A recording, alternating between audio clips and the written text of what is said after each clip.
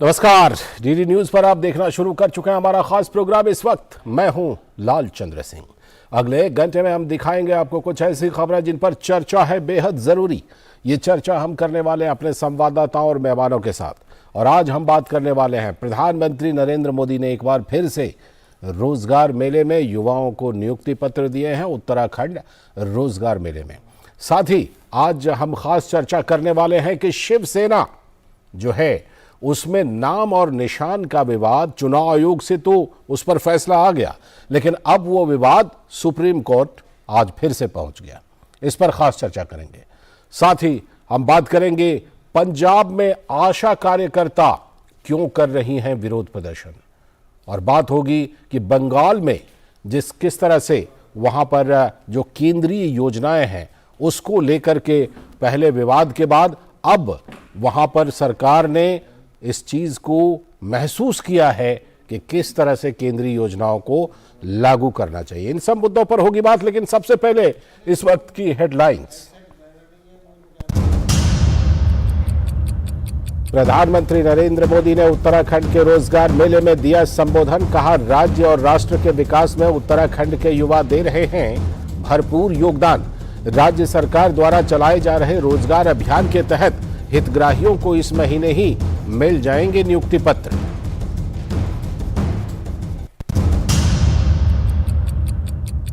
बिहार की राजनीति में बड़ा बदलाव। उपेंद्र कुशवाहा की बैठक में नई पार्टी बनाने का प्रस्ताव पारित। फैसला लेने के लिए उपेंद्र कुशवाहा किए गए अधिकृत। मुख्यमंत्री नीतीश कुमार की पार्टी जेडीयू में 2 फाड़ तय।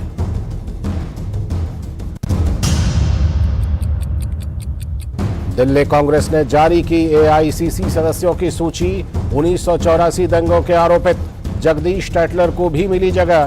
कांग्रेस पर उठ रहे हैं कई सवाल।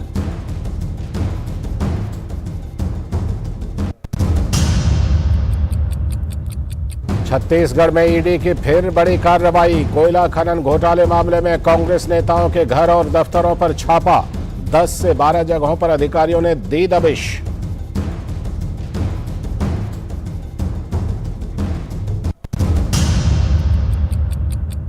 शिवसेना के नाम और पार्टी सिंबल पर चुनाव आयोग के फैसले के खिलाफ उद्धव ठाकरे ग्रुप ने किया सुप्रीम कोर्ट का रुख। फिलहाल तारीख देने से अदालत का इनकार। मुख्यमंत्री एकनाथ शिंदे ने बुलाई विधायकों की बैठक।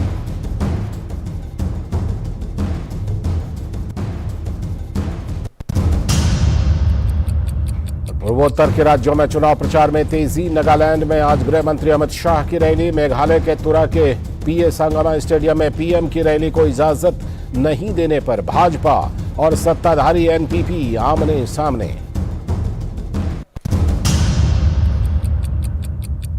और 2 पूर्वोत्तर राज्यों अरुणाचल प्रदेश और मिजोरम का आज स्थापना दिवस। प्रधानमंत्री और राष्ट्रपति ने दी बधाई। आज ईटानगर में होने वाले राज्य स्थापना दिवस समारोह में शामिल हो रही हैं राष्ट्रपति। ये थी इस वक्त की हेडलाइंस, और अब देखते हैं खबरों को विस्तार से। और सबसे पहले बात करते हैं आज के पहले एजेंडे की। और पहला एजेंडा जो है वो रोजगार मेले से, जहां पर युवाओं को नियुक्ति पत्र मिले हैं। तो प्रधानमंत्री नरेंद्र मोदी ने उत्तराखंड के रोजगार मेले में दिया संबोधन। प्रधानमंत्री ने संबोधन में युवाओं से राज्य और राष्ट्र के विकास में भरपूर योगदान देने का आह्वान किया। पीएम मोदी ने उत्तराखंड रोजगार मेले 2023 के तहत चयनित होने वाले उम्मीदवारों को नियुक्ति पत्र भी दिए। पीएम मोदी ने वीडियो कॉन्फ्रेंसिंग के जरिए युवाओं से संवाद किया और उन्हें जॉब ऑफर लेटर दिए। रोजगार मेले में 24 राज्यों के युवाओं को जॉब लेटर दिए गए हैं। ये सभी नौकरियां केंद्र सरकार के विभागों में दी गई हैं। हर युवा को उसकी रुचि और योग्यता के अनुसार नए अवसर देने के लिए सरकार कर रही है काम, पीएम ने कहा। साथ ही देश भर में बढ़ते इंटरनेट और डिजिटल सेवा से आज न केवल शहरों बल्कि गांवों में हजारों युवाओं के लिए रोजगार के अवसर बढ़े हैं, पीएम ने कहा। आज जैसे जैसे उत्तराखंड के दूर सुदूर के इलाके रोड, रेल और इंटरनेट से जुड़ रहे हैं, वैसे वैसे पर्यटन का भी विस्तार हो रहा है। उत्तराखंड के युवाओं को अब वहीं पर रोजगार मिल रहे हैं जिसके लिए वो पहले बड़े शहरों का रुख करते थे, पीएम ने कहा। बीते कुछ महीनों में केंद्र सरकार ने देश के लाखों युवाओं को नियुक्ति पत्र दिए हैं। साथ ही पीएम ने कहा कि हमें उस पुरानी धारणा को बदलना है कि पहाड़ का पानी और पहाड़ की जवानी पहाड़ के काम नहीं आती। केंद्र सरकार का निरंतर यह प्रयास रहा है कि पहाड़ में रोजगार और स्वरोजगार के नए अवसर बनाए जाएं, प्रधानमंत्री नरेंद्र मोदी ने कहा। तो प्रधानमंत्री ने वीडियो कॉन्फ्रेंसिंग के जरिए संबोधित भी किया और उन्होंने उत्तराखंड के रोजगार मेले में युवाओं से राज्य और राष्ट्र के विकास में भरपूर योगदान देने का आह्वान किया। उन्होंने कहा कि हर युवा को उसकी रुचि और योग्यता के अनुसार नए अवसर देने के लिए सरकार कोशिश कर रही है। हमें उस पुरानी धारणा को बदलना है कि पहाड़ का पानी और पहाड़ की जवानी पहाड़ के काम नहीं आती। ये चीज हमें बदलनी है। इसलिए केंद्र सरकार का निरंतर प्रयास रहा है कि उत्तराखंड के युवाओं और ये हमारी युवा पीढ़ी अपने गांवों की तरफ लौटे। इसके लिए पहाड़ में रोजगार और स्वरोजगार के नए अवसर बनाए जा रहे हैं। आज आप देखिए, इतनी सड़कें बन रही हैं, रेल लाइनें बिछ रही हैं, यानी उत्तराखंड में इंफ्रास्ट्रक्चर पर इतना निवेश हो रहा है। इससे दूर सुदूर गांवों तक आना जाना तो आसान हो ही रहा है, बड़ी संख्या में रोजगार भी बन रहे हैं। तो प्रधानमंत्री ने यह संबोधन दिया है और क्या कुछ अपने संबोधन में और रोजगार मेले को लेकर जो लगातार केंद्र सरकार की कोशिशें हैं, कई रोजगार मेलों का आयोजन किया जा चुका है, लाखों युवाओं को नियुक्ति पत्र दिए जा चुके हैं। शैलेंद्र मिश्र हमारे संवाददाता जुड़ चुके हैं इस खबर पर और ज्यादा विस्तार से जानकारी देने के लिए। शैलेंद्र, जैसा कि हम जानते हैं कि प्रधानमंत्री ने 10 लाख नौकरियों को लेकर के पहले ही कहा था कि ये 10 लाख नौकरियां देनी हैं। उसके तहत कई रोजगार मेले का आयोजन हो चुका है, कई लाख युवाओं को नियुक्ति पत्र मिल चुके हैं। आज उत्तराखंड में इस मेले का आयोजन था, क्या कुछ खास रहा इस मेले में? कितने लोगों को नियुक्ति पत्र मिले और प्रधानमंत्री के संबोधन में क्या खास बातें रहीं? शैलेंद्र, देखिए, आज अगर प्रधानमंत्री नरेंद्र मोदी के संबोधन को देखें तो किस तरह से बीजेपी शासित राज्यों में और केंद्र सरकार रोजगार को लेकर काम कर रही है और अभियान चलाकर नियुक्ति पत्र बांटे जा रहे हैं, उस पर बहुत फोकस था। और प्रधानमंत्री ने इस बात को कहा कि आज जो रोजगार मेले में उत्तराखंड को लेकर जो नियुक्तियां प्रदान की गई उसमें ज़्यादातर शिक्षा विभाग की नियुक्तियां थी। तो ऐसे में प्रधानमंत्री ने इस बात पर भी जोर दिया, रेखांकित किया कि कैसे जो एक कहावत थी कि पहाड़ का पानी और पहाड़ की जवानी पहाड़ के काम नहीं आती है, लेकिन अब स्थितियां बदल रही हैं।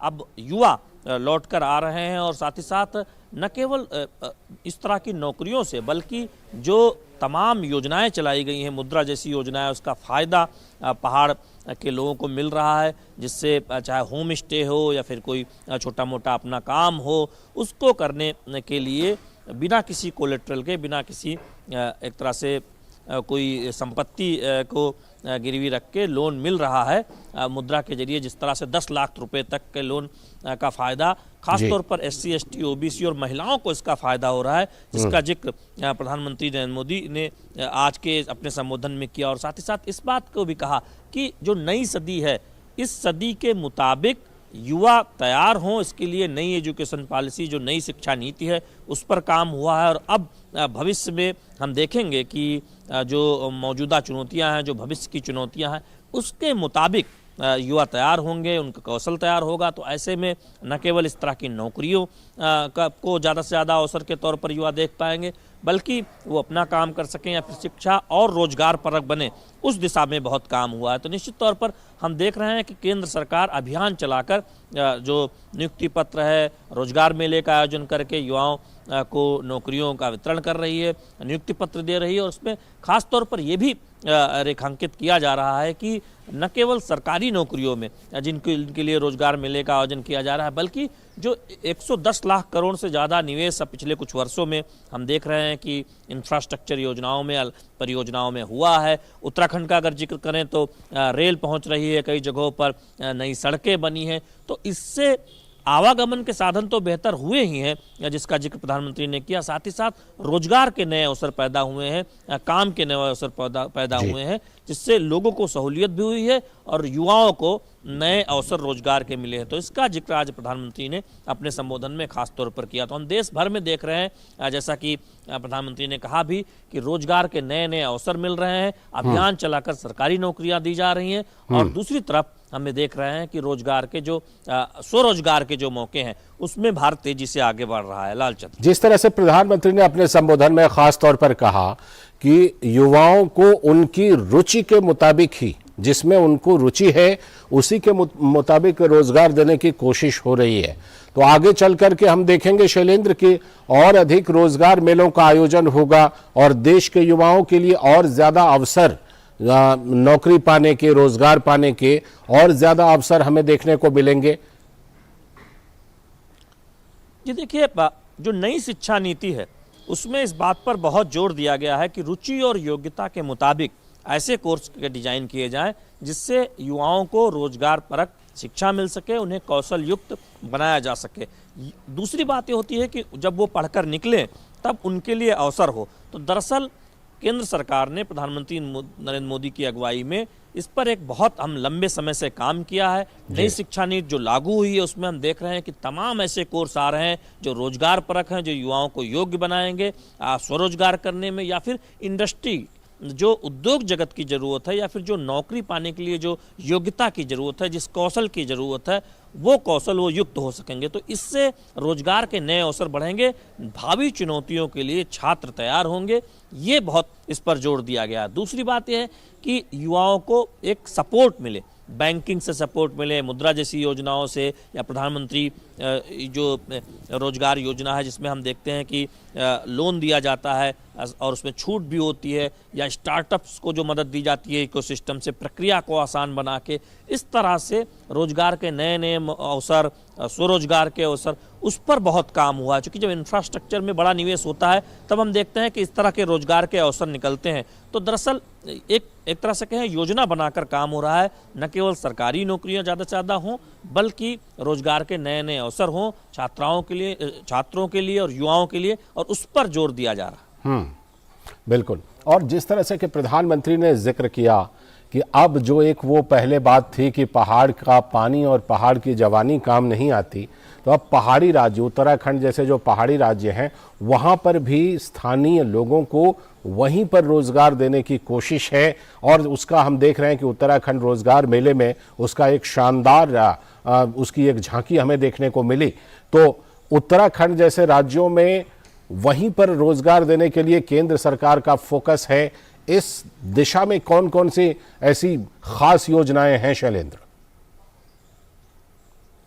कि देखिए, पहाड़ी राज्यों में रोजगार के अवसर पैदा करना निश्चित तौर पर बाकी मैदानी राज्यों के मुकाबले में थोड़े कठिन होते हैं। वहाँ की चुनौतियाँ अलग होती हैं, क्योंकि उतने उद्योग धंधे, उतनी जगह नहीं होती, लिहाजा कम लग पाते हैं। तो ऐसे में हम देख रहे हैं कि उत्तराखंड जैसे जो राज्य हैं उस पर बहुत फोकस किया गया है, फार्मा इंडस्ट्री पर, साथ ही साथ संपर्क मार्ग बेहतर होने पर। चूँकि एक जो सबसे बड़ी चुनौती रहती है कि एक जगह से दूसरी जगह जाने का जो साधन है, जो रास्ता है, वो सही होना चाहिए। तो हम देख रहे हैं कि रेलवे के जरिए और सड़कों के जरिए ज़्यादा से ज़्यादा आवाजाही आसान की जाए, उस पर काम हो रहा है, और उसको लेकर रोजगार को एक नए अवसर भी पैदा होते हैं और इंडस्ट्री लगने में सहूलियत भी होती है। दूसरी बात यह है कि स्वास्थ्य की सुविधाओं को बेहतर किया गया है जिससे लोग वहाँ पर रुकें, और हमने देखा है कि उस पर बहुत काम हुआ है। और तीसरी बात, चूँकि उत्तराखंड पर्यटन के लिए लोग बहुत जाते हैं, तो जो सरकार की योजनाएं हैं, जिसमें मुद्रा की बात करें, छोटे छोटे जो लोन लेकर सरकार जिन योजनाओं को चला रही है, बैंक के जरिए अपना कोई काम कर सकते हैं, उसमें पर्यटन पर बहुत फोकस है। और जिसका जिक्र प्रधानमंत्री ने किया भी कि होम स्टे हो या फिर इस तरह की छोटे कोई ढाबे खोलने हो, तो निश्चित तौर पर उस पर जो मुद्रा जैसी योजनाओं से जो कर्ज मिलता है उसका बहुत फायदा ऐसे नौ उद्यमियों को, ऐसे छोटे मोटे रोजगार करने वाले को होता है। तो हम देख रहे हैं कि एक तरफ बड़ी इंफ्रास्ट्रक्चर परियोजनाओं को पूरा करके लोगों की ज़िंदगी आसान हो, आवाजाही आसान हो, उस पर काम किया गया है, जिससे रोजगार के नए अवसर पैदा हो, उस पर काम किया गया है। सरकारी नौकरियाँ ज़्यादा से ज़्यादा जो जहाँ तक संभव हो दी जाए, शिक्षा और स्वास्थ्य में, उस पर भी खास तौर पर काम हुआ है। वहीं स्वरोजगार के अवसर के लिए तमाम योजनाओं के जरिए युवाओं को प्रोत्साहित किया जा रहा है कि वो अपना काम करें और उसका एक असर दिखाई देता है उत्तराखंड जैसे राज्यों में। बिल्कुल, बहुत बहुत शुक्रिया शैलेंद्र जोड़ने के लिए और इस खबर पर जानकारी देने के लिए। तो हमारे संवाददाता शैलेंद्र मिश्र जुड़े थे। आज जिस तरह से कि उत्तराखंड रोजगार मेले में प्रधानमंत्री ने संबोधन दिया है और वहां पर लाखों युवाओं को नियुक्ति पत्र भी मिले हैं। तो फिलहाल वक्त है एक ब्रेक का, और ब्रेक के बाद जब लौटेंगे तब करेंगे आज की खास चर्चा। और आज की जो खास चर्चा होने वाली है वो ये कि शिवसेना का जो नाम और निशान है उस पर चुनाव आयोग ने तो फैसला दे दिया, लेकिन फिर से एक बार यह मामला सुप्रीम कोर्ट पहुंच गया है। देखते रहिए डीडी न्यूज। जल्दी टिफिन पैक करो। राजू, मोबाइल छोड़ो। अरे दीदी वो बैंक का नंबर चाहिए, रिफंड ही नहीं आया है। मिल गया। अब भी कॉल करता हूँ दीदी। बिना नंबर जांचे? अक्सर जालसाज बैंक की नकली वेबसाइट और फर्जी नंबर से पैसों की धोखाधड़ी करते हैं। तो फिर सही नंबर? बैंक की ऑफिशियल वेबसाइट या तो कार्ड। आपने तो बचा लिया दीदी। काम से नहीं। आरबीआई कहता है, सही वित्तीय बर्ताव करे आपका बचाव। ब्रेक के बाद एक बार फिर से आपका स्वागत है डीडी न्यूज पर। आप देख रहे हैं इस वक्त, और अब हम करने वाले हैं आज की खास चर्चा। और आज की जो खास चर्चा है वो शिवसेना के नाम निशान को लेकर है, जो कि एक बार फिर से सुप्रीम कोर्ट विवाद पहुंच गया है। शिवसेना के नाम और तीर धनुष निशान की लड़ाई महाराष्ट्र में इन दिनों आम चर्चा में है, और ये पिछले कई महीनों से इस पर आम चर्चा हो रही है। चुनाव आयोग से झटका मिलने के बाद उद्धव कैंप में निराशा है, तो वहीं एकनाथ शिंदे इसे बाला साहब का आशीर्वाद मानते हैं। शिवसेना के नाम और सिंबल का मामला आज सुप्रीम कोर्ट पहुंच गया। हालांकि सुप्रीम कोर्ट ने तत्काल सुनने से इसे इनकार कर दिया। उद्धव गुट लेकर गए थे। चुनाव आयोग से निर्देश मिलने के बाद उद्धव ठाकरे ग्रुप ने इसे सिंबल और नाम चुराने की घटना बताया, और इसके साथ ही उद्धव ठाकरे गुट ने चुनाव आयोग के इस फैसले से बीएमसी चुनाव में सहानुभूति मिलने की भी बात कही थी, और कहा था कि इससे उन्हें फायदा हो सकता है। बाला साहब की पार्टी शिवसेना पर उनके समर्थक एकनाथ शिंदे का अब कब्जा हो गया है, जिससे कि बड़ा संदेश गया है। न सिर्फ महाराष्ट्र की सियासत में बल्कि देश की राजनीति में भी इससे एक नई दिशा देने का काम हुआ है, एक नया संकेत गया है। इस बीच महाअघाड़ी के नेता शरद पवार ने कहा है कि इस विवाद में उन्हें कुछ लेना देना नहीं है, यानी कि शरद पवार ने अपने आप को दूर रखा है। बीजेपी ने इसे जहां उद्धव ठाकरे की सत्ता की लोलुपता बताया है, वहीं संजय राउत इसे खरीद फरोख्त का मामला बता रहे हैं। सदन के विधायक, एमपी, एमएलसी, निर्वाचित सदस्यों की तादाद, ये सब अगर देखिए तो मौजूदा दौर में ज्यादातर एकनाथ शिंदे के साथ ही है। तो ऐसे हालात में शिवसेना पर अपने कब्जे को लेकर उद्धव ठाकरे का तर्क तो कमजोर ही साबित होता है कि उनकी पकड़, उनका दावा उतना मजबूत नहीं है। और ये जो चुनाव आयोग का फैसला था उस पर केंद्रीय गृह मंत्री अमित शाह ने असली शिवसेना धनुष बाण के साथ भाजपा पार्टी के साथ है, ये उन्होंने अपनी प्रतिक्रिया में कही। अरे हमें सत्ता का लोभ नहीं है, सत्ता के लिए हमने सिद्धांतों की बलि नहीं चढ़ाई है। हिंदू हृदय सम्राट बाला साहब ठाकरे की पार्टी आज शरद पवार के चरणों में बैठ गई थी, और आज समय ने करवट ली है। शिवसेना असली बनकर धनुष बाण के साथ भारतीय जनता पार्टी के साथ। और अब इस खबर पर चर्चा करने के लिए हमारे साथ दो खास मेहमान जुड़ गए हैं। हमारे साथ विश्वास पाठक जी हैं, जो कि बीजेपी के प्रवक्ता हैं, और साथ में संजय गुप्ता जी हैं, जो कि शिवसेना उद्धव गुट के नेता हैं। हमारे साथ दोनों मेहमान जुड़ चुके हैं। बहुत बहुत स्वागत विश्वास पाठक जी और साथ में संजय गुप्ता जी, आप दोनों का। जी धन्यवाद। सबसे पहले मैं सवाल जो है वो संजय गुप्ता जी, आपको अगर आवाज जा रही हो तो आप ही को सबसे पहले सवाल मैं पूछना चाहूंगा। संजय गुप्ता जी, ये मामला सुप्रीम कोर्ट में तो ये मामला गया था, उसके बाद सुप्रीम कोर्ट ने चुनाव आयोग पर छोड़ दिया था कि चुनाव आयोग इस पर फैसला ले। अब चुनाव आयोग ने जब एक फैसला लिया है तो उसके बाद भी सुप्रीम कोर्ट जाने की जरूरत क्यों पड़ी? हालांकि आपका अधिकार है कि आप जाइए, लेकिन मैं ये समझना चाहता हूं कि फिर से सुप्रीम कोर्ट जाने की जरूरत क्यों पड़ी? देखिए, सुप्रीम कोर्ट जाने की जरूरत इसलिए पड़ी क्योंकि हम बहुत अच्छे से जानते हैं कि किसी भी पार्टी का जो रजिस्ट्रेशन होता है वो पार्टी के फाउंडर मेंबरों से होता है। पार्टी के फाउंडर मेंबर के कारण ही पॉलिटिकल पार्टी रजिस्टर्ड होती है जी। और उसके बाद उस पार्टी के नाम पर विधायकों को, एमपीओ को टिकट दिया जाता है और वो जीत करके आते हैं। विधायक और एमपी से ताल्लुक सरकारों का तो है कि विधायक और एमपी किसी सरकार को गिरा सकते हैं, बना सकते हैं, मगर विधायकों का ताल्लुक किसी भी पॉलिटिकल पार्टी को बनाने से नहीं है। तो ये जो निर्णय चुनाव आयोग ने लिया है ये बिल्कुल गलत लिया है और इसी बात के कारण ही इसमें इस बात की गुंजाइश है कि सुप्रीम कोर्ट में भी जाया जाए और अपना पक्ष रखा जाए। जी ठीक है, मैं आपके पास लौटता हूं और उससे पहले हमारे संवाददाता शिशिर शेलार हमारे साथ जुड़ चुके हैं फोन लाइन पर। उनसे जरा एक अपडेट लेता हूं, फिर विश्वास जी आपके पास आ रहा हूं और संजय जी आपके पास भी आऊंगा। और शिशिर, जिस तरह से शिवसेना इस मामले को लेकर सुप्रीम कोर्ट एक बार फिर से पहुंच गई, लेकिन शरद पवार ने पल्ला झाड़ लिया है। शिशिर, शरद पवार का कहना है कि हमारा इससे कोई लेना देना नहीं, जो भी है वो पार्टी का मामला है। तो इससे क्या लगता है कि महाअघाड़ी में उद्धव गुट को, उद्धव ठाकरे को उस तरह का सपोर्ट मिल नहीं रहा जिसकी उन्होंने उम्मीद की थी इस मामले पर? देखिए, बिल्कुल इस वक्त अगर बात करें खासतौर पर एनसीपी के रुख की, तो एनसीपी ने एनसीपी की जो अध्यक्ष है शरद पवार, उन्होंने कहा कि अभी आगे की रणनीति है वो उद्धव ठाकरे को सोच समझकर जो है आगे मार्गक्रमण करना होगा, ये उनका बयान है। तो इससे काफी स्पष्ट है कि अब जो है दारोमदार है उद्धव ठाकरे के कंधों पर कि आगे किस प्रकार से वो बढ़ते हैं। हालांकि महाविकास आघाड़ी स्थापन हुई थी तो उसमें अगर देखा जाए तो उसके अगर एक शीर्ष नेतृत्व के तौर पर अगर देखा जाए तो शरद पवार थे। फिर चाहे वो जिस प्रकार से बातचीत का दौर चला था सरकार बनने से पहले और सरकार बनने के बाद भी जो अहम फैसले होते थे उस पर भी जो है कहीं ना कहीं हम कह सकते हैं कि शरद पवार का उसमें राय ली जाती थी। तो एक शीर्ष नेतृत्व महाविकास आघाड़ी में जरूर थे शरद पवार, और जिस प्रकार से फिर चाहे वो संजय राउत के साथ उनके अगर देखा जाए तो जिस प्रकार से रिश्ते हैं, तो ऐसे में एक नेतृत्व की जरूरत अगर होती है या फिर एक हम कहते हैं कि गाइडेंस की जरूरत होती है, तो गाइडेंस जब सरकार शिवसेना और राष्ट्रवादी कांग्रेस और कांग्रेस मिला के साथ जब सरकार चला रहे थे तब ये नेतृत्व मिल रहा था। लेकिन अब जो बयान शरद पवार की तरफ से आया, उन्होंने कहा है कि सोच समझकर आगे मार्गक्रमण करना होगा उद्धव ठाकरे को इस पूरी इस वक्त अगर देखा जाए सत्ता का जिस प्रकार से केंद्र बना हुआ है।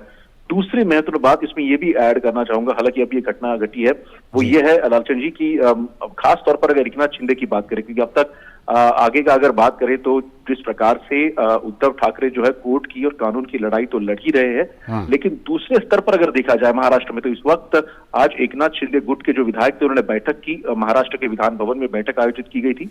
कुछ ही दिनों के बाद महाराष्ट्र में विधानसभा का सत्र शुरू होने वाला है, तो उससे पहले आज जो कि विधान भवन का जो पार्टी ऑफिस है, हम जिसे कहते हैं लेजिस्लेटिव ऑफिस कहते हैं शिवसेना का, उस पर जो है एकनाथ शिंदे गुट ने जो है वो अपने हाथ में ले लिया है।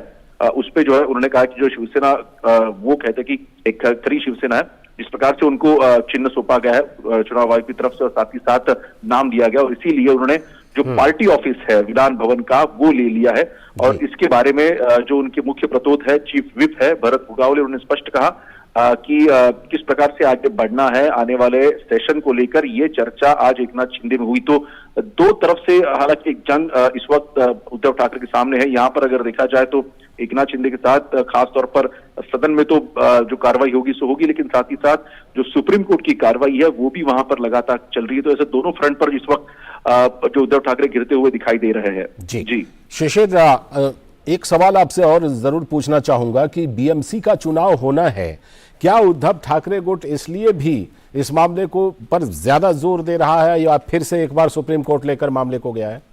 देखिए, इस बारे में उद्धव ठाकरे ने स्पष्ट किया कि जो उन्होंने प्रेस कॉन्फ्रेंस की थी, उन्होंने कहा कि जिस वक्त ये फैसला आया है तो वो साशंकित उन्होंने किया है कि जिस प्रकार से पार्टी का सिंबल और पार्टी का नाम ही उनसे जो है छीन लिया गया है। तो ऐसे में उन्होंने आरोप लगाया है कि ये बीएमसी चुनाव के मद्देनजर ये सब कुछ जो है किया गया है, जो कि पिछले कई सालों से अगर देखा जाए उद्धव ठाकरे शिवसेना जो है वो मुंबई में जो बात करें तो बीएमसी उनके हाथ में था, बीएमसी उनका गढ़ था। लेकिन ऐसे में जब अब हाथ में अगर देखा जाए उद्धव ठाकरे के हाथ में ना ही पार्टी बची है ना ही चिन्ह बचा है, तो ऐसे में एक नई शुरुआत उन्हें करनी यहाँ पर पड़ रही है। उन्होंने कहा है कि अगर जरूरत पड़े तो नए चिन्ह के साथ और नए पार्टी के नाम के साथ जो है वो आने वाले चुनाव में उतर सकते हैं। तो ये कहीं ना कहीं संकेत भी उन्होंने दिए कि क्या कारण हो सकता है। हालांकि आरोप भी उन्हें लगा है कि जो टाइमिंग है खास तौर पर जब ये पूरा घटना घटी है, ये कहीं ना कहीं कई सारे सवाल खड़े करती है। शुक्रिया शिशिर जुड़ने के लिए और इस खबर पर ज़्यादा जानकारी देने के लिए। और अब हम इस चर्चा को आगे बढ़ाएं, उससे पहले लेते हैं एक छोटा सा ब्रेक।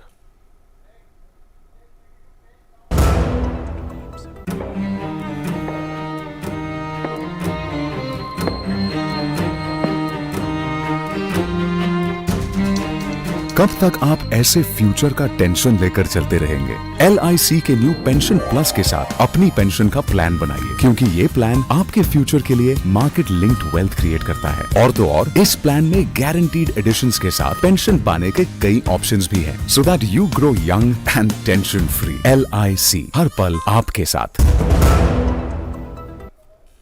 ब्रेक के बाद एक बार फिर से आपका स्वागत है। हम चर्चा कर रहे हैं आज खास चर्चा की शिवसेना के नाम और निशान का जो विवाद है वो एक बार फिर से सुप्रीम कोर्ट में जाने की जरूरत क्यों पड़ी। हमारे साथ दो खास मेहमान जुड़े हुए हैं। भारतीय जनता पार्टी के प्रवक्ता भी हमारे साथ हैं और साथ में शिवसेना के उद्धव गुट के प्रवक्ता भी हमारे साथ जुड़े हुए हैं। हमने बातचीत कर ली थी उद्धव गुट के प्रवक्ता संजय गुप्ता जी से। अब हम चलते हैं विश्वास पाठक जी के पास। विश्वास जी, आपसे खास तौर पर ये सवाल मैं पूछना चाहूंगा कि जो दावा कर रहे हैं संजय गुप्ता जी कि भाई जो विरासत बाला साहब ठाकरे की है, नाम और निशान तो उनका है, चुनाव आयोग ने गलत फैसला दिया है। आप कह रहे हैं कि नहीं, जो असली शिवसेना है वो तो हमारे साथ है, शिंदे गुट। तो ये बताइए कि क्या ये जो सुप्रीम कोर्ट गए हैं वहां पर भी जाकर के कोई पक्ष रखा जाएगा शिंदे गुट के द्वारा? देखिए, मैं थोड़ा संक्षिप्त में बताना चाहता हूँ जी। 2019 में भारतीय जनता पार्टी और उद्धव ठाकरे की शिवसेना ने गठबंधन करके इलेक्शन लड़ा था। ठीक है। लोगों ने मैंडेट दिया था, सरकार बननी थी। जी जी जी। सरकार बनी नहीं क्योंकि उद्धव ठाकरे ने हमको लोगों को बिट्रे किया। उनको सीएम बनना था। उसी समय एकनाथ शिंदे और काफी बड़ा एक ग्रुप उनको ये कहना चाहता था, उद्धव ठाकरे जी को बताना चाहता था कि हमें मैंडेट मिला है बीजेपी के साथ सरकार बनाने का। जी। उसके बावजूद भी उन्होंने ये बातें नजरअंदाज की। 2-2.5 साल तक सरकार चलने का प्रयोग किया। उसके बाद में संकट पैदा हो गया जब एकनाथ शिंदे करीब 40 विधायकों के साथ बाहर आ गए और 18 में से 13 सांसद इनके साथ में आ गए। अब ये आने के बाद में परिस्थिति कैसे निर्माण हुई महाराष्ट्र में, एक तो जो ओरिजिनल, उसके बाद में ऐसा हो गया कि उद्धव ठाकरे जी ने इनके 16 विधायकों को निष्कासित कर दिया, सस्पेंड कर दिया। ठीक है। और वहां से लीगल बातें चालू होगी। लीगल बातें ऐसी चालू होगी कि ये इसमें असली शिवसेना कौन सी है। अगर असली शिवसेना कौन सी है देखना है तो इसमें 2 एजेंसी, 2 इंस्टीट्यूशंस इसमें डिसीजन दे सकते हैं। जी। जहां तक नाम का सवाल है और जहां तक उसका पक्ष चिन्ह का सवाल है, election commission is the right institution to decide. तो उन्होंने कल अपना फैसला दिखा दिया। उसके बाद में इसका स्पीकर कौन रहेगा, स्पीकर किसका डिसीजन सर्वोपरि रहेगा, इसका डिसीजन सुप्रीम कोर्ट देगा। सुप्रीम कोर्ट में उसकी सुनवाई चल रही है। ठीक है। अब इलेक्शन कमीशन ने ये पूरे स्टडी करने के बाद में 78 पेज का बड़ा एक रीजनड ऐसे ऑर्डर दी है। ठीक है। इसमें उन्होंने कहा है कि 40 विधायक और 13 सांसद, इन्होंने जिस प्रकार से वोट, जाहिर सी बात है कि यही वो आधार है जिस पर शायद इलेक्शन कमीशन ने यह फैसला दिया है। लेकिन संजय जी, इलेक्शन कमीशन के फैसले के खिलाफ आप सुप्रीम कोर्ट गए हैं, आपका अधिकार है। हालांकि तत्काल सुनवाई करने से मना किया, लेकिन एक बात जो कि मैंने अपने संवाददाता से भी पूछी थी वो ये कि शरद पवार आपके महाअघाड़ी के नेता हैं और वो इस मामले से बिल्कुल अपने आप को दूर रखना चाहते हैं। ऐसा क्यों संजय जी? क्यों नहीं आपको समर्थन मिल रहा महाअघाड़ी में इस मसले पर? देखिए, ये शिवसेना का अपना अंदरूनी मामला में किसी का समर्थन मिलना ना मिलना ये एक अलग बात है, क्योंकि पॉलिटिकल पार्टी किस तरह से फॉर्मेट होती है, किस तरह से उसको इंस्टीट्यूट किया जाता है, उसका फार्मूला अलग है। सरकार किस तरह से बनती है और किस तरह से गिरती है, उसका फार्मूला अलग है। सरकार में जो लोग MLA चुने जाते हैं, MP चुने जाते हैं, वो पार्टी के टिकट पर बन करके चुने जाते हैं। सबसे पहले पार्टी बनती है और पार्टी जब बनती है तो विधायकों से नहीं बनती, वो एमपी से नहीं बनती, ठीक है, वो बनती है फाउंडर मेंबरों से, उसके मेंबरों से। ठीक है। तो इस आधार पर जो चुनाव आयोग ने जो फैसला किया कि एमपी चले गए इतने या विधायक चले गए इतने, ये फैसला गलत है। आपको लगता है कि ये गलत है? अच्छा, मैंने ये सवाल इसलिए भी गलत ही है संजय जी, ये तो कोई भी आदमी जानता है, जो भी पॉलिटिक्स, जो भी थोड़ी बहुत भी पॉलिटिक्स करता है, ठीक है, इसको भी जाति बीस की बात की नॉलेज है। हमारे देश के अंदर आप मुझे बता दीजिए क्या पॉलिटिकल पार्टी जो है वो जब कोई बनती है तो उसके अंदर कोई एमएलए होते हैं, संजय उसके जी, अंदर एमपी होते हैं? संजय जी, मैंने जो सवाल पूछा था उसके पीछे एक कारण यह था कि जो शिंदे गुट है उनको तो उनके सहयोगी भारतीय जनता पार्टी का पूरा समर्थन मिल रहा है। देखिए विश्वास पाठक जी कैसे समर्थन कर रहे हैं, लेकिन जो आपके सहयोगी हैं शरद पवार की पार्टी या कांग्रेस पार्टी, शिंदे गुट को उनके सहयोगी का समर्थन मिल रहा है, लेकिन आपको आपके सहयोगी का समर्थन क्यों नहीं मिल रहा? देखिए, सहयोगी दो तरह के होते हैं। मैं इस बात को बहुत बार बोल चुका हूँ कि हमारी पार्टी के अंदर आज भी जो उद्धव गुट में भी हैं, हम उद्धव जी के साथ हैं, लेकिन असलियत में हम तो यही चाहते हैं कि बीजेपी से हमारी बातचीत हो, और क्योंकि हमारा नेचुरल अलायंस वही है। वो एक अलग बात है कि आप ये कह रहे हैं कि आपका नेचुरल अलायंस बीजेपी है, बड़ी बात कह रहे हैं आप। देखिए, हमारी पार्टी के 50% से ज्यादा आदमी इस बात को मानते हैं। अब इतने सारे विधायक चले गए, इतने सारे एमपी चले गए, अभी जो हैं वो भी असमंजसता में है, क्या करें? क्योंकि देखिए, पार्टी का शीर्ष नेतृत्व होता है, हमारी एक आस्था जुड़ी हुई है बाला साहब से, उद्धव जी से। हम चाहते हैं, हमारी पार्टी के ज्यादातर नेता ये चाहते हैं कि बीजेपी से हमारा सही अलायंस हो। जिस तरह से आज उन्होंने शिंदे जी को सपोर्ट किया है, बड़ी बात आप कह रहे हैं संजय जी, आप कह रहे हैं कि उद्धव गुट में जो बाकी शिवसेना के नेता कार्यकर्ता बचे हैं उसमें भी ज्यादातर लोग बीजेपी को नेचुरल अलाय मानते हैं, नेचुरल सहयोगी मानते हैं और उनके साथ जाना चाहते हैं, ये आप कह रहे हैं संजय जी? ये फैक्ट है, इसमें कोई दो राय नहीं है इसमें। लेकिन कुछ लोग ऐसे हैं आज भी पार्टी के अंदर, विश्वास जी मुस्कुरा रहे हैं इस बात पर, मिसगाइड कर रहे हैं। और मिसगाइड के कारण ही आज ये इस तरह की स्थिति बनी हुई है जी। आप ये देखिए कि एक घर के इतने सारे सदस्य हैं, विधायक हैं या एमपी हैं, आज अगर वो गए हैं तो उनका रीजन क्या है? सिर्फ कांग्रेस और एनसीपी से साथ छोड़ने की बात तो कह रहे हैं, वो हम भी ये चाहते हैं। लेकिन हम जहां उद्धव जी वहां खड़े हैं, क्योंकि देखिए एक आस्था भी होती है, और हम तो ये चाहते हैं कि बीजेपी जिस तरह से आज शिंदे जी को इंपॉर्टेंस दे रही है, इसी तरह से उन्हें उस टाइम जब उद्धव जी ने कहा था कि हमें 2.5 साल के लिए मुख्यमंत्री दे दीजिए, तो उस टाइम उन्हें दे देना चाहिए था। जिस बाला साहब के परिवार ने अपनी 3 पीढ़ियां दी इनको, आप उनकी बात को नहीं माना इन्होंने, जिनके बिना इनकी सरकार नहीं बनती थी। मतलब 2.5 साल के लिए मुख्यमंत्री अगर देते तो क्या होता? अगर 2.5 साल अब कौन सा बीजेपी का मुख्यमंत्री बन गया? अब भी तो उन्होंने शिवसेना का बना रखा है। ये सवाल महत्वपूर्ण है, विश्वास जी से पूछते हैं। विश्वास जी, आप देखिए संजय जी किस तरह कह रहे हैं। संजय जी ने जो बातें कही उससे आपके चेहरे पर मुस्कान भी आई, लेकिन आप ये भी देखिए कि वो एक बड़ा सवाल पूछ रहे हैं कि आज आप शिंदे को, तो एकनाथ शिंदे को दे दिए मुख्यमंत्री का पद, अगर उद्धव जी को दे दिए होते तो फिर ये बात ही नहीं होती और शिवसेना और बीजेपी मिलकर सरकार चला रही होती। क्या पक्ष है आपका? देखिए, 2 बातें हैं। जिस पार्टी का शीर्षस्थ नेता कंफ्यूज होता है उसके प्रवक्ता भी कंफ्यूज होते हैं, तो यहाँ पे दिखाई दे रहा है। देखिए, जहां तक बीजेपी का सवाल है, बीजेपी कोई मुख्यमंत्री पद के लिए इलेक्शन नहीं लड़ी है। अगर आप बिहार में देखते हो तो नीतीश कुमार के पास नंबर कम होने के बावजूद भी हमने उनको मुख्यमंत्री बनाया। बिल्कुल, बीजेपी जरूर संजय जी पूछिएगा, मैं जरा विश्वास जी से जवाब देता। अगर मुख्यमंत्री पद हमारे लिए इम्पोर्टेंट होता था तो हम कॉम्प्रोमाइज करते थे, लेकिन उद्धव ठाकरे ने झूठ कहा, 2.5 साल का कोई फॉर्मूला बना था, तो था ही नहीं, इसलिए हमने सरकार नहीं बनाई। ठीक है, चलिए संजय जी का सवाल लेते हैं। संजय जी, आप कुछ पूछना चाहते थे? मैं पूछना चाहता हूं कि ऐसे बहुत से उदाहरण हैं जिसमें बीजेपी ने अपने सहयोगियों को, जो कि इनकी विचारधारा से, हमारी विचारधारा से मेल नहीं खाते थे, उनके पार्टी के कम विधायक होने के बावजूद भी उनको मुख्यमंत्री पद दिया। चाहे वो कश्मीर की बात हो, चाहे वो नीतीश कुमार की बात हो, सही बात है। ऐसे बहुत से उदाहरण हैं। अगर अपना एक 30 साल पुराना साथी, हम बाला साहब को मानते हैं, पूरे देश के अंदर बाला साहब का जो नाम था उसका क्रेडिट सारा का सारा बीजेपी पार्टी को मिला। आज अगर देश में बीजेपी एक नेशनल पार्टी है तो उसके पीछे बाला साहब ठाकरे का त्याग है।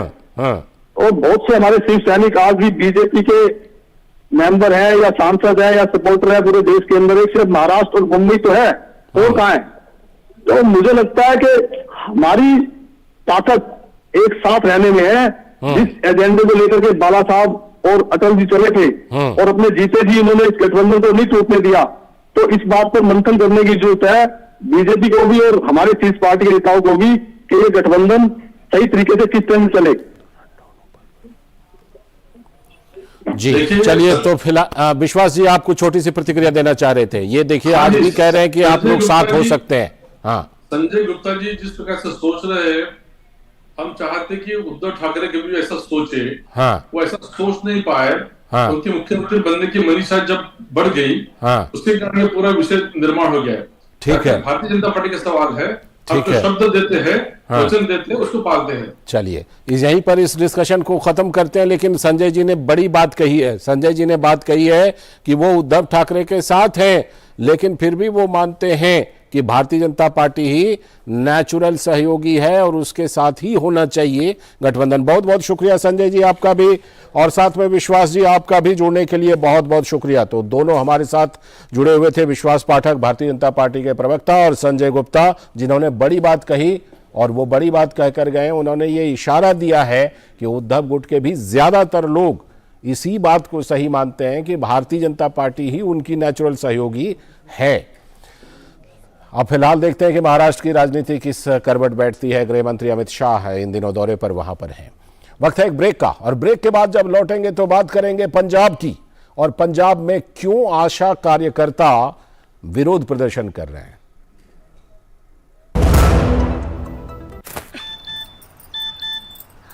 हो गया इंतजाम। किसका? गुड्डी की फीस का। दिखा। 20,000 का लोन तुरंत। पता है कौन दे रहा है, ब्याज कितना है? लोन विनियमित संस्थानों से ही लें और कर्ज उतना जितनी जरूरत, वो भी जांच कर। हो गया इंतजाम। पगार एडवांस में भेजिए। आरबीआई कहता है सही वित्तीय बर्ताव करे आपका बचाव।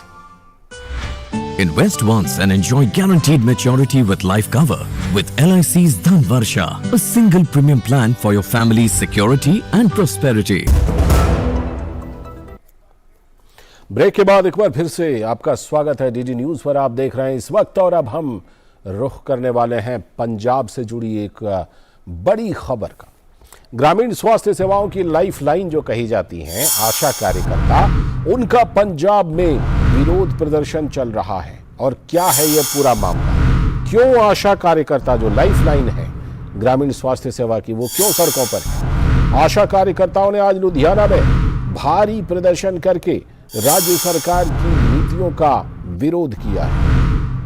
आशा की जगह दरअसल मान सरकार ने अपने वॉलंटियर्स को सुरक्षा मातृत्व आश्वासन यानी सुमन के जरिए तैनात कर दिया है। राज्य सरकार ने सुमन कार्यकर्ताओं को लगभग वही जिम्मेदारी सौंपी है जो पहले से ही आशा वर्कर्स कर रही थी। आशा ग्रामीण स्वास्थ्य सेवा की एक मजबूत पिलर है जिसके जरिए केंद्रीय योजना आंगनबाड़ी से लेकर प्राथमिक स्वास्थ्य केंद्रों पर लागू की जाती हैं। आशा वर्कर्स एसोसिएशन सुमन वॉलंटियर की जो नियुक्ति है पंजाब में, उसको असंवैधानिक मानता है। इससे पहले भी पंजाब में ग्रामीण स्वास्थ्य सेवाओं के फंड के दुरुपयोग की शिकायतें मिल चुकी हैं। हाल ही में ग्रामीण स्वास्थ्य सेवाओं के फंड के मोहल्ला क्लिनिक में इस्तेमाल को लेकर केंद्र सरकार ने भी आपत्ति दर्ज की थी। पंजाब में कई इलाके में मोहल्ला क्लिनिक आने के बाद ग्रामीण स्वास्थ्य सेवाओं पर बुरा असर पड़ा है, और इसकी वजह यह है कि लोग मानते हैं कि हॉस्पिटल के इमरजेंसी सर्विस के डॉक्टरों को मोहल्ला क्लिनिक में तबादला कर दिया गया है, जिसकी वजह से ये असर पड़ रहा है। तो क्या कुछ आशा वर्कर जो कि प्रदर्शन कर रही हैं, विरोध प्रदर्शन कर रही हैं, सड़कों पर हैं, उन्होंने क्या कुछ कहा है, आइए सुनते हैं।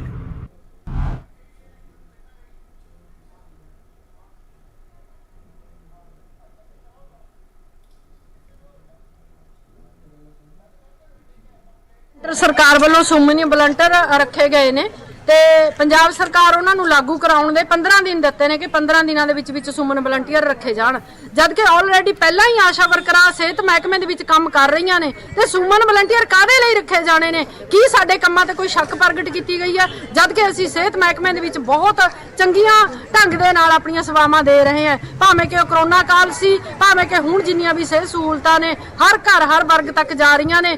ਅੱਜ ਤੱਕ ਕੋਈ ਇਹੋ ਜਿਹਾ ਕੰਮ ਦੱਸਿਆ ਜਾਵੇ ਜਿਹਦੇ ਵਿੱਚ ਆਸ਼ਾ ਵਰਕਰ ਦਾ ਨਾਮ ਨਾ ਪਾਇਆ ਜਾਵੇ। ਸਿਹਤ ਮਹਿਕਮੇ ਦੇ ਜਿੰਨੇ ਵੀ ਕੰਮ ਨੇ ਸਾਰਿਆਂ ਦੇ ਵਿੱਚ ਆਸ਼ਾ ਵਰਕਰ ਆਪਣੀਆਂ ਸੇਵਾਵਾਂ ਨਿਭਾ ਰਹੀਆਂ ਨੇ, ਪਰ ਸੁਮਨ ਵਲੰਟੀਅਰ ਰੱਖਣਾ ਸਾਡੇ ਲਈ ਇੱਕ ਬਹੁਤ ਵੱਡਾ ਜਿਹੜਾ ਅਟੈਕ है, ਜਿਹੜਾ कि जथेबंदी नहीं होने देगी। हमारे सलाहकार संपादक विनोद मिश्र जी जुड़ चुके हैं इस खबर पर और ज्यादा जानकारी देने के लिए। विनोद जी, जिस तरह से कि हमने एक आशा कार्यकर्ता की अभी बात सुनी, वो सड़कों पर हैं और आशा कार्यकर्ताओं की क्या अहमियत है पूरे देश में वो पूरा देश जानता है, लेकिन ऐसा क्यों? क्या मतलब सिर्फ अपने लोगों को सेट करने के लिए, अपना नाम देने के लिए ये सब किया जा रहा है आशा कार्यकर्ताओं के साथ? विनोद जी। लालचंद जी, आपने देखा होगा कि अभी आपने थोड़े दिन पहले मोहल्ला क्लिनिक की स्टोरी की थी कि जो इमरजेंसी सर्विसेज हैं रूरल, खास करके जो प्राथमिक स्वास्थ्य केंद्र हैं, उसको किस तरह से चरमरा गया है। उसी के पृष्ठभूमि में आप इसको भी देखिए। ये कहा गया था कि जो लोकल लेवल में जहाँ जहाँ आशा वर्कर्स के वहाँ पे एपेबिलिटी नहीं है, या जहाँ पे आशा वर्कर्स के बदले वहाँ के साथ में अगर वहाँ पंचायत के या बाकी दूसरे जो ग्रुप है गवर्नमेंट के, उसके साथ में कोई वॉलंटियर्स इस तरह के सेवा में आती हैं या वो रूरल हेल्थ मिशन को आगे बढ़ाती हैं, लेकिन उल्टा हुआ क्या? अब ये जो आशा वर्कर्स की जो आपने देखा है कि आज उनका जो धरना प्रदर्शन था, उनकी डिमांड यही थी कि जहाँ पे उनको ये जिम्मेदारी मिली है। आप ये देखिए कि भारत सरकार का जो ये नेशनल रूरल हेल्थ मिशन है, उसके सबसे बड़े मजबूत पिलर यही आशा वर्कर है। आपने कोविड के दौर में देखा था कि जब हम लोग घरों में बैठे हुए थे तो ये आशा वर्कर निकल के बाहर जा रहे थे और वो सारे लोगों को टीकाकरण से लेके उनके घरों के सारे लोगों के हालचाल से लेके और वैक्सीनेशन तक का सबकी बड़ी जिम्मेदारी आशा वर्कर ने की थी जी। आज अगर ये वक्त बदला है तो आप इसके आशा वर्कर की भूमिका को कम करके आपको अपना जो वर्कर्स का, अपना जो वॉलंटियर्स को लाना है ग्रामीण स्वास्थ्य सेवा में, तो आपने उसका नाम चेंज करके सुमन बना दिया। और सुमन के बहाने आपने उन इलाकों में जहां आशा वर्कर ऑलरेडी एग्जिस्ट है वहां आपने सुमन को तैनात कर दिया, वही मैटरनिटी से लेके महिलाओं के स्वास्थ्य को लेके, आंगनबाड़ी को लेके। तो ये सारी चीजें तो वॉलंटियर्स पहले आशा वर्कर करती दिखती थी, तो आप उनकी जिम्मेदारी को कम कर रहे हैं और साथ साथ उनको ये बात का अंदेशा है कि कहीं आपको इनके जिम्मेदारी से कम करते करते उनको आप पद मुक्त भी कर सकते हैं। लालचंद जी, देखिए दिक्कत क्या है। अभी आपने पिछले हफ्ते ये स्टोरी की थी कि उसमें आप देखिए कि नेशनल रूरल हेल्थ मिशन ने 521 करोड़ रुपए अभी पंजाब गवर्नमेंट को जारी किया था जी, रूरल हेल्थ मिशन के नाम पे। आपने उस पैसे को डाइवर्ट करके मोहल्ला क्लिनिक में ये कर दिया, उसका नाम आपने चेंज कर दिया। तो अब सवाल ये है कि रूरल हेल्थ मिशन का जो ऑब्जेक्टिव है, क्या ये ऑब्जेक्टिव मोहल्ला क्लिनिक का है? आपके मोहल्ला क्लिनिक में एक भी डॉक्टर अभी तक अपॉइंटमेंट नहीं किए गए हैं। उसके एडवर्टीजमेंट में आपने करोड़ों रुपया खर्चा किया है, लेकिन एक डॉक्टर को अपॉइंट नहीं किया। और वहां के डॉक्टर जो स्वास्थ्य केंद्रों पे थे, जो नेशनल रूरल हेल्थ मिशन का काम देख रहे थे, उनको उठा के आपने मोहल्ला क्लिनिक में डाल दिया। तो ये सारी चीजें अगर परसेप्शन की सियासत के लिए आप कर रहे हैं कि आप सिर्फ आपको दुनिया में प्रचारित कर रहे हैं कि हमने हेल्थ मिशन में, हमने रूरल हेल्थ मिशन में एक बड़ा काम किया है, लेकिन उसके बदले में जो ऑलरेडी स्ट्रक्चर वहां काम कर रहा है उसको आप तबाह कर रहे हैं। ये दिक्कत है और इस बात को समझने की जरूरत है लालचंद जी। जी बिल्कुल। और जिस तरह से कि वहां पर जो हॉस्पिटल के डॉक्टर्स हैं, कर्मचारी हैं, उनको मोहल्ला क्लिनिक में तबादला करने के आरोप लग रहे हैं, इससे निश्चित तौर पर पंजाब में जो एक बनी बनाई व्यवस्था थी वहां पर इसका बुरा असर पड़ रहा है। देखिए, आपने दिखाया था, आपने वहाँ की स्टोरी हमारे जालंधर दूरदर्शन केंद्र ने एक्सक्लूसिव स्टोरी की थी। भटिंडा से फरीदकोट के कई जगहों के हॉस्पिटल का विजिट करके उन्होंने ये दिखाया था कि कैसे लोग जो इमरजेंसी सर्विस के लिए आते हैं वहाँ पे डॉक्टर नाराज़ रहे। और डॉक्टर के बारे में बताया जाता है कि उनको मोहल्ला क्लिनिक में वहाँ पे शिफ्ट कर दिया गया है। और उससे भी ज़्यादा प्रॉब्लम क्या है कि लालचंद जी देखिए कि जहाँ पे मेडिकल कॉलेज है, जहाँ पे डेंटल कॉलेज है, और उसके बाजू में आप एक मोहल्ला क्लिनिक बना देते हैं। तो किस तरह से आप चीजों को एक पॉलिटिसाइज करते हैं कि जहां मरीजों के लिए ऑलरेडी वहां पे इंफ्रास्ट्रक्चर है, तो वहां पे आपको मोहल्ला क्लिनिक प्रचारित करने की क्या जरूरत थी? अगर आपको जिन जगहों पे ये ऐसा नहीं है, या जो स्वास्थ्य सेवाएं ग्रामीण इलाकों में या सरहदी इलाकों में अभी भी दिक्कत है, वहां अगर इस तरह के इंफ्रास्ट्रक्चर खड़ा करते, वहां अगर आशा वर्कर के बदले में जो उस बॉर्डर एरिया में नहीं है, वहां अगर आप सुमन को खड़ा करते, तो शायद एक इसका एक वैल्यू एडिशन होता। लेकिन ये सियासत है कि आप एक को हटा के, एक का नाम चेंज करके दूसरा नाम ले आएंगे। इससे अगर आप राजनीति में वाहवाही लेंगे तो शायद लोगों में इसका जो है वो सही मैसेज नहीं जाएगा। लालचंद जी, बिल्कुल जाहिर सी बात है कि इसका मैसेज बिल्कुल गलत जा रहा है और बड़े सवाल उठ रहे हैं, और दुर्भाग्य की बात है कि आशा जैसी कार्यकर्ता सड़कों पर है। बहुत बहुत शुक्रिया विनोद जी जुड़ने के लिए और इस खबर पर जानकारी देने के लिए। और अब हम रुख करने वाले हैं छत्तीसगढ़ से जुड़ी एक बड़ी खबर का, जहां छत्तीसगढ़ में प्रवर्तन निदेशालय यानी ईडी ने फिर बड़ी कार्रवाई की है। और छत्तीसगढ़ में ईडी की यह कार्रवाई हुई है। दरअसल कोयला खनन घोटाला मामले में कांग्रेस नेताओं के घर और दफ्तरों पर छापे मारे जा रहे हैं। आज भी प्रवर्तन निदेशालय के अधिकारियों ने कल रात से रेकी की थी और उसके बाद सुबह 10 से 12 जगहों पर दबिश दी है।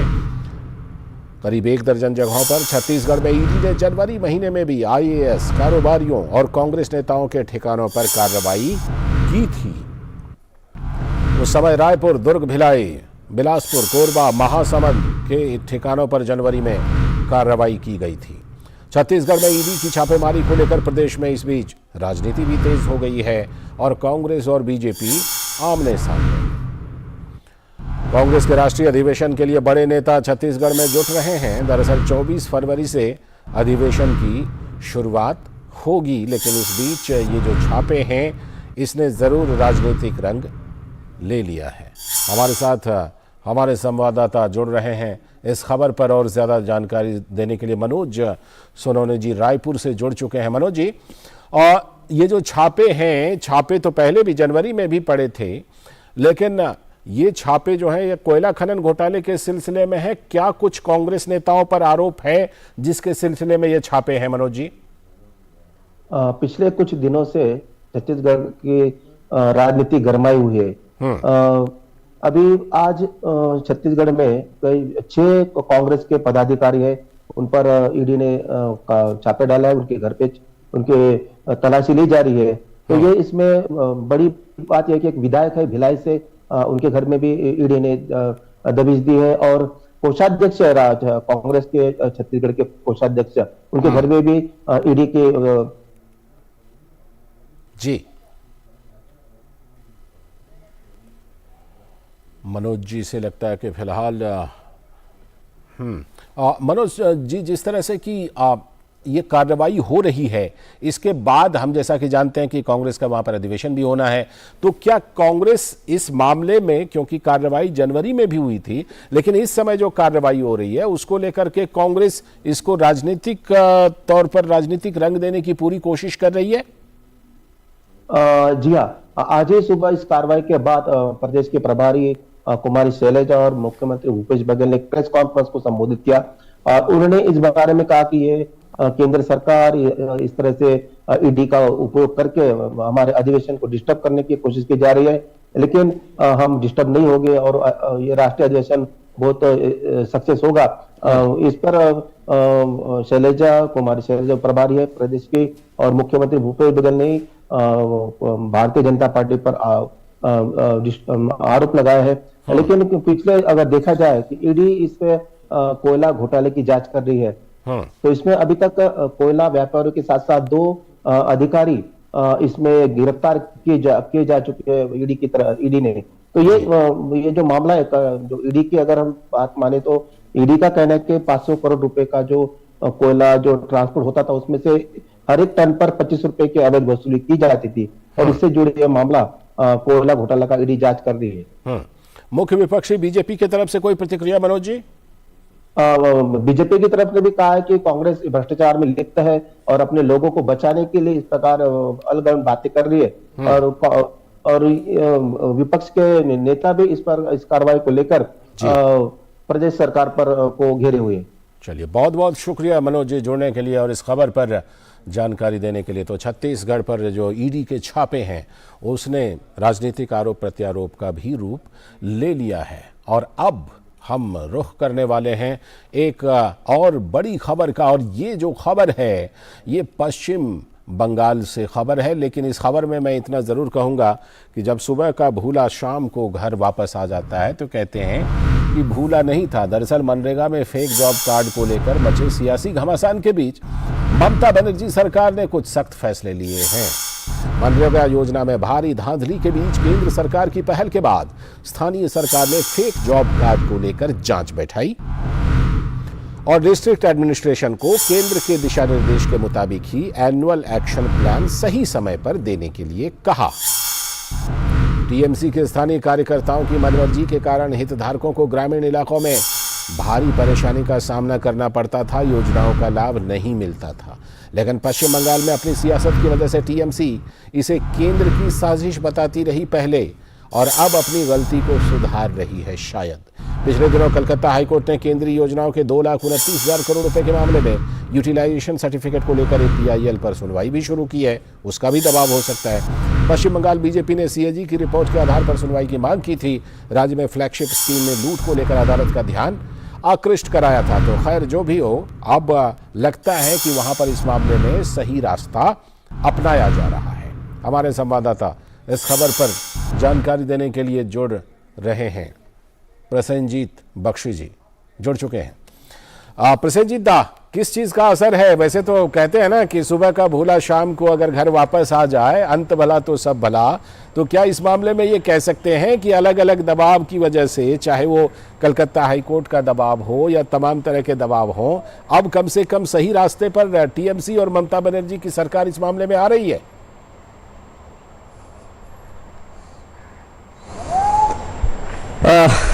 मुझे ऐसा नहीं लगता है। हाँ। मैं तो ये कहना चाहूंगा कि जिस तरह से आप थोड़ी देर पहले छत्तीसगढ़ और पंजाब की स्टोरीज दिखाए हमारे दर्शकों को जी, तो वो बंगाल की पीछे पीछे चल रहा है, जो पिछले कई सालों से बंगाल की राज ने दिखाकर पूरे देश में एक एग्जाम्पल सेट किया है। उसी रास्ते पर अब पंजाब या छत्तीसगढ़ है जी। और ये सब देखकर अभी बंगाल में मुख्यमंत्री ममता बनर्जी को लगने लगा है कि सामने पंचायत की चुनाव है।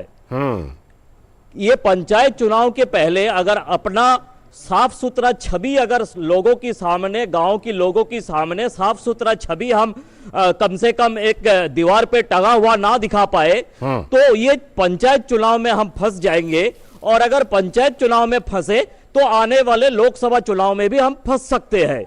तो इसीलिए ये जो कहानी है, ये कहानी है कि अपना जो सादगी का जिंदगी है, अपना जो सादगी का सरकार चलाने की गवर्नेंस की जो तरीका है, ये कहानी कुछ मीडिया की थ्रू लोगों तक पहुंचा देना, ये एक कोशिश है। ये सोचने का कोई मतलब नहीं है कि जो दिशा उन्होंने पंजाब या छत्तीसगढ़ को दिखाया उन दिशा से ममता बनर्जी हट रही है और ममता बनर्जी ऐसा कुछ करने जा रही है जिससे केंद्र की दबाव के कारण वो अपने आप को ऑनेस्ट साबित करना चाहती है। लालचंद जी, आपने बिल्कुल सही कहा कि ऐसा आपको लगता है कि इसके पीछे मुख्य वजह जो है वो राजनीति है और खास तौर पर पंचायत चुनाव को ध्यान में रखी गई राजनीति है।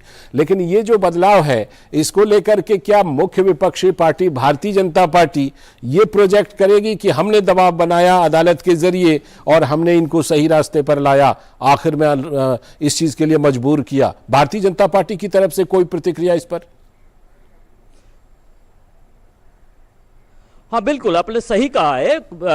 ऑलरेडी सुकांत मजुमदार, शुभेंदु अधिकारी, ये सब लोगों ने ये दावा करना शुरू कर दिया और ये करना भी चाहिए। ये विपक्ष का यही काम है और ये दबाव उन्होंने पिछले कई महीनों से बुरी तरह से सरकार के ऊपर डाले थे। और अभी जो बजट सेशन चालू है, इस बजट सेशन में भी शुभेंदु अधिकारी और बाकी जो विधायक है उनकी तरफ से ये दबाव डाला जा रहा है।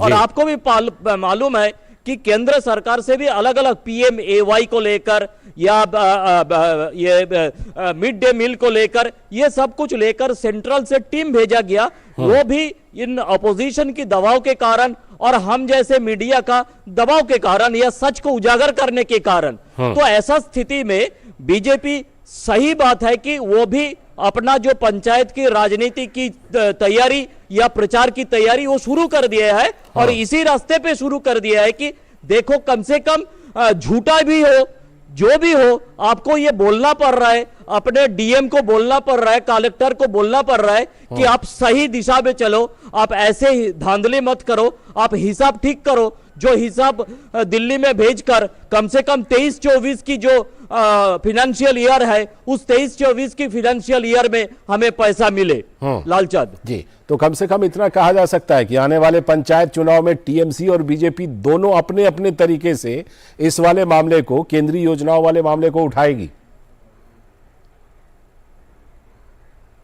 हाँ देखिए लालचंद, यहाँ पे एक बात बता दूं मैं आपको, एक 10 सेकंड की टाइम लेके कि कम से कम कुछ भी हो, गांव के लोगों को अगर कुछ फायदा हो तो हमें इसी बात की सुकून है। अगर बीजेपी की दबाव के कारण, अगर तृणमूल कांग्रेस अपने आप को सुधारने के कारण, जो भी हो, गांव के लोगों को अगर कुछ मिले, केंद्रीय सरकार जो देना चाहती है वो अगर लोगों तक पहुंचे तो ये काफी है। बिल्कुल बिल्कुल। चलिए, बहुत बहुत शुक्रिया दादा जुड़ने के लिए और इस खबर पर चर्चा करने के लिए। तो उम्मीद है कि वहां पर लोगों को अब कम से कम केंद्रीय योजनाओं का फायदा मिलेगा, जो कि लंबे समय तक बीच में नहीं मिल पाया पश्चिम बंगाल में। और इसी के साथ आज के इस वक्त में इतना ही। पूरी टीम को दीजिए अनुमति, लेकिन डीडी न्यूज पर खबरों और कार्यक्रमों का सिलसिला लगातार जारी है। नमस्कार।